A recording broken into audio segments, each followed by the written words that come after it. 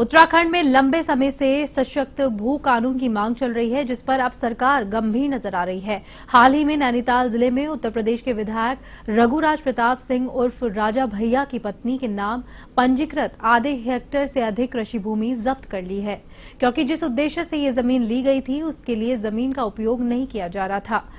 इस पर पूर्व मुख्यमंत्री हरीश रावत ने प्रतिक्रिया देते हुए कहा कि देर कर दी हुजूर आते आते।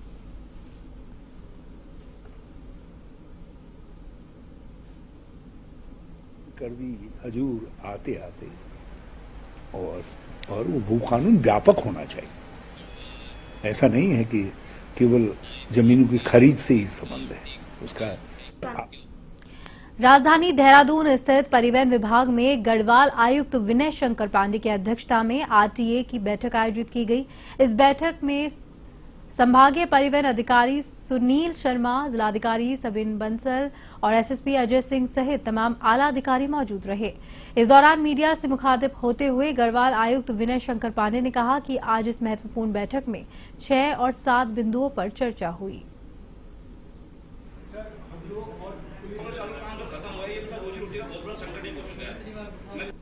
देखिए, ऐसा है, देहरादून से मसूरी और मसूरी के अंदर पर्यटकों की सुविधा के लिए ये प्रशासन ये विचार कर रहा है कि मसूरी के पार्किंग से अन्य स्थानों के लिए शटल सेवा चलाई जाए, जिससे कि जो प्राइवेट गाड़ियां या पर्यटकों की गाड़ियां हैं वो मसूरी के अंदर ना जाएं, जिससे ट्रैफिक जैम की समस्या उत्पन्न हो।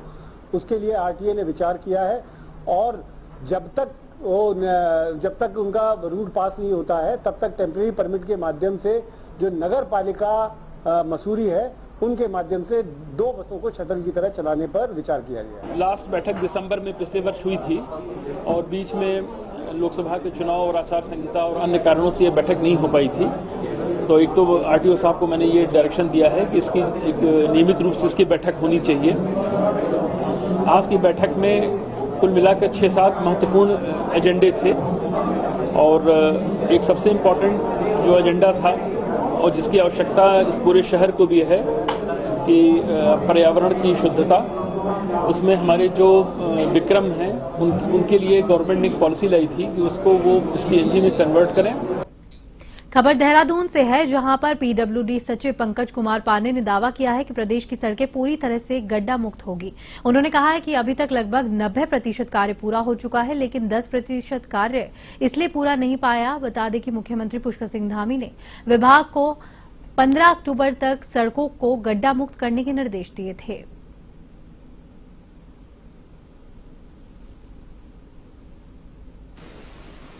लगभग हम लोग 90% काम कर चुके हैं पैचवर्क का, जो माननीय मुख्यमंत्री जी के निर्देश थे कि पूरे प्रदेश की सभी सड़कें गड्ढा मुक्त होनी चाहिए।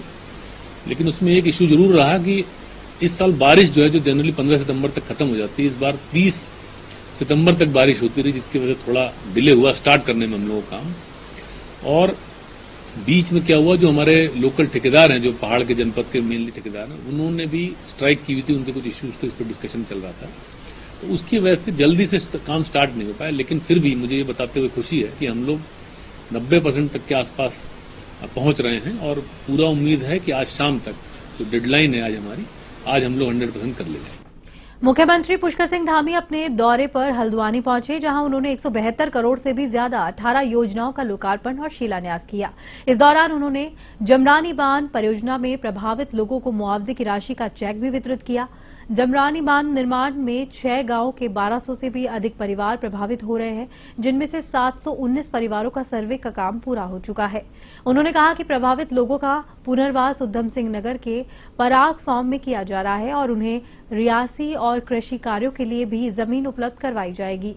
वहीं प्रदेश में भारी व्यक्तियों की ओर से खरीदी गई जमीनों को लेकर मुख्यमंत्री ने कहा कि भविष्य प्रदेश में सख्त भू कानून लाया जाएगा, जहां पर भारी व्यक्तियों की ओर से उत्तराखंड में खरीदी गई जमीनों की जांच काम अभी जारी है, जहां पर उन्होंने कहा कि जमीनों को खुर्द बुर्द करने वालों के खिलाफ सख्त कार्रवाई की जाएगी।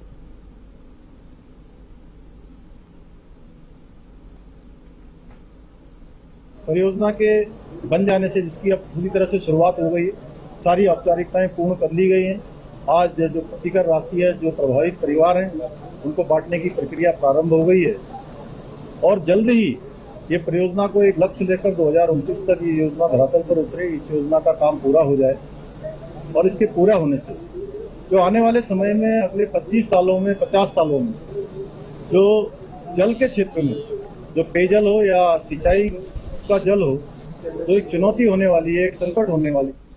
मुख्यमंत्री पुष्कर सिंह धामी ने संभागीय परिवहन कार्यालय का औचक निरीक्षण किया। इस दौरान उन्होंने कार्यालय के विभिन्न पलटों पे जाकर जहां पर जानकारी जुटाई और मुख्यमंत्री ने कुमाऊं कमिश्नर को आरटीओ कार्यालय के संबंध में रिपोर्ट देने के भी निर्देश दिए।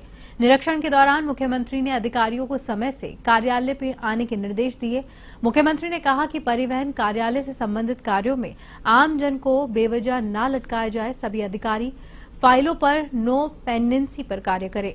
उन्होंने कहा कि भारत विकसित भारत, डिजिटल भारत और आगे बढ़ रहा है, जहां पे परिवहन विभाग भी डिजिटल प्रणाली के तहत कार्य कर जनता को सुविधाएं प्रदान करे।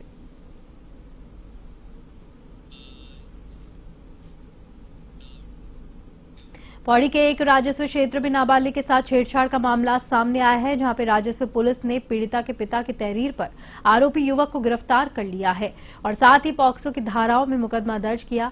राजस्व क्षेत्र स्थित धार्मिक स्थल के समीप बीते दिनों एक 6 वर्षीय बच्ची खेल रही थी। इस दौरान बच्ची को एक 18 वर्षीय युवक बहला फुसलाकर अपने साथ शौचालय में ले गया। ऐसा देख बच्ची ने शोर मचाना शुरू कर दिया। शोर सुनकर आसपास के लोग वहां पहुंचे और दरवाजा तोड़कर बच्ची को बाहर निकाला।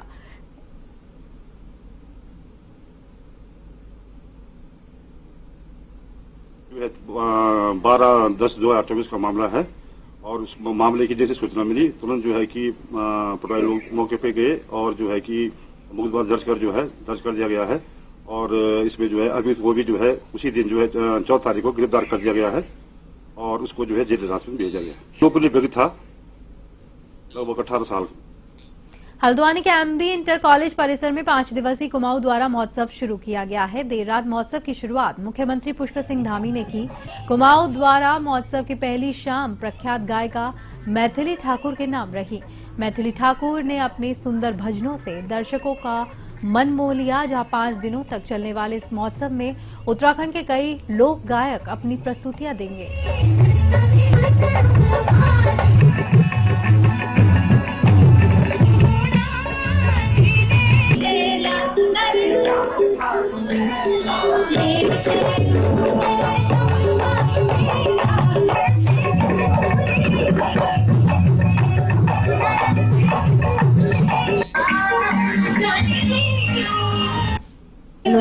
मुझे लोगों ने तो मेरा आधार ही लोक संगीत रहा है और मैं चाहती हूँ कि मैं खुद के द्वारा और बच्चों को इंस्पायर करूँ।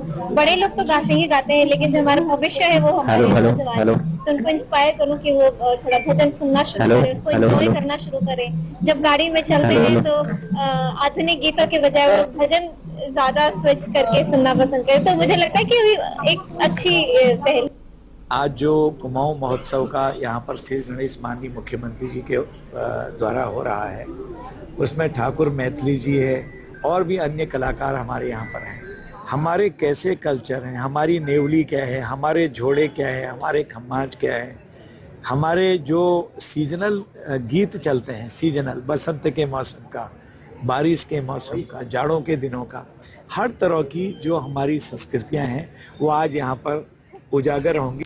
ऋषिकेश में त्रिवेणी घाट चौक पर उत्तराखंड परिवहन निगम की बस ब्रेक फेल होने से बेकाबू हो गई। घटना में घाट चौक खड़े 3 मैक्स वाहनों को बस ने जोरदार टक्कर मार दी, जिससे तीनों मैक्स वाहन क्षतिग्रस्त हो गए। वाहनों के बाहर खड़े चालकों ने किसी तरह से दूर होकर अपनी जान बचाई। गनीमत रही कि वाहनों में कोई सवारी नहीं बैठी हुई थी। घटना के दौरान बस में करीब 1 दर्जन सवारी बैठी हुई थी, जो सभी सुरक्षित है। घटना के बाद मैक्स वाहनों के चालकों ने बस के ड्राइवर को पकड़ लिया और उसे पुलिस के हवाले कर दिया। त्रिवेणी घाट चौकी प्रभारी प्रकाश पोखरियाल ने बताया कि ट्रैफिक इंचार्ज अनवर खान ने क्रेन की मदद से बस को सड़क से साइड हटाकर अपने कब्जे में लिया।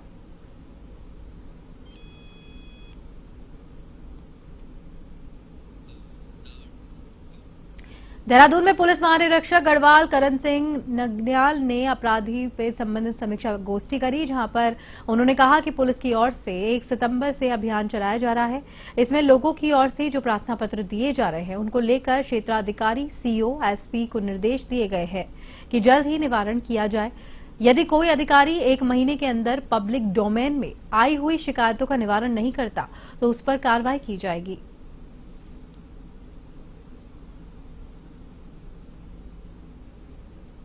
ड्राइव पुलिस में चलाया जा रहा है, तो इसमें ये स्पष्ट था कि जितनी विवेचनाएं हैं पुरानी उसका निस्तारण किया जाए समयबद्ध, और जो उस मुलजिम है वांछित चल रहे हैं उनकी गिरफ्तारी सुनिश्चित किया जाए।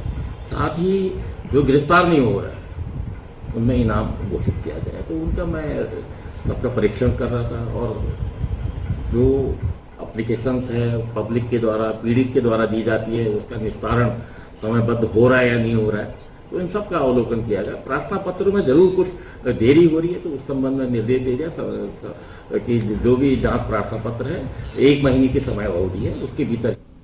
प्रधानमंत्री ई बस सेवा योजना में 150 इलेक्ट्रिक बस उत्तराखंड को मिल सकती है। जी हां, सरकार ने भुगतान प्रबंधन तंत्र को मंजूरी देते हुए रोडवेज के देहरादून और हरिद्वार में इंटरसिटी बस सेवा के प्रस्ताव को हरी झंडी दिखा दी है। ऐसे में 100 बसें देहरादून और 50 बसें हरिद्वार डिपो के लिए प्रस्तावित की गई है। इलेक्ट्रिक बसों के मिलने से यात्रियों को अच्छी सुविधा मिलेगी। दून से ऋषिकेश, हरिद्वार, मसूरी, विकासनगर के लिए इंटरसिटी सेवाएं शुरू होगी।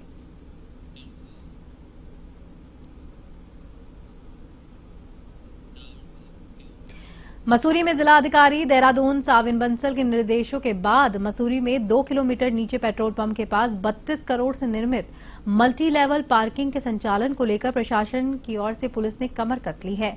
इसको लेकर एसडीएम मसूरी अनामिका के नेतृत्व में परिवहन विभाग, जिला प्रशासन, पर्यटन विभाग, पुलिस और नगर पालिका मसूरी के अधिकारियों द्वारा पार्किंग का निरीक्षण किया गया और पार्किंग को संचालन किए जाने को लेकर योजनाएं तैयार की गई।